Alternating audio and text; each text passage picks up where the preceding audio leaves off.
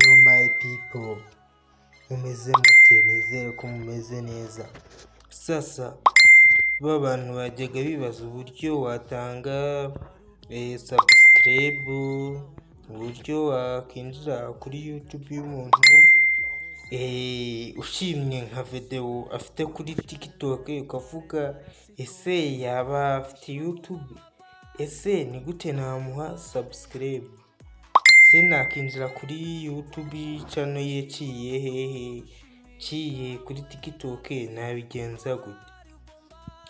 Aka kanya rero nje ndi igisubizo ku bantu bibaza ibintu nk'ibyo. Ukuntu bigenza wowe urabona, usanga hari ahantu handitse izina akoresha kuri TikTok, urabona hano wabona followings, followers ifite like, editor, profile, share, add bio. Rero munsi ya add bio uhita uhabona link, urakirikaho ikaguhindukiriza kuri ya channel ya wa muntu ushaka guha subscribe. Wowe iyo ushaka gutanga subscribe uhita uza hano ugakirika hano kuri iyi link,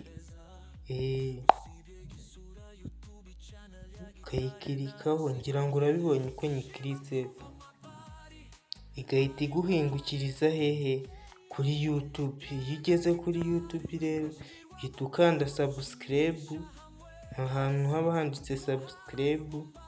Iyo uyikanzeho bahita bakwereka akazogera wagakandaho bakakwereka all, ugahitamo kuri all, bakazogera kakazana amatwi rero. Sawa, kubona network ifite sinzi uko byagenze, ariko bikora aka kanya, wandikire muri comment ati umbwira uti